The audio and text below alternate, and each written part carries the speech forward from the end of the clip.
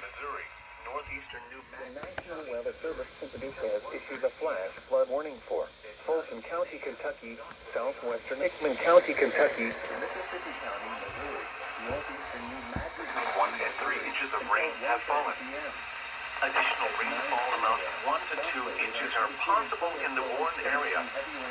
Flash flooding is ongoing or expected to begin shortly.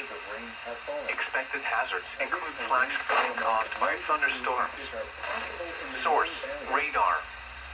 The following impacts are expected: flash flooding of small creeks and streams, urban areas, highways, streets, and underpasses, as well as other poor drainage and low-lying areas.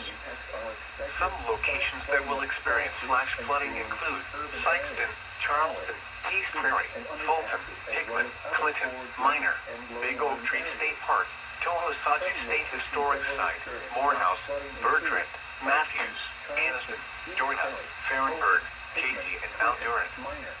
Repeating, a flash flood warning has been issued until 1:30 p.m. for the following counties in Missouri, Mississippi, Farrenburg, Casey, and Mount Durant.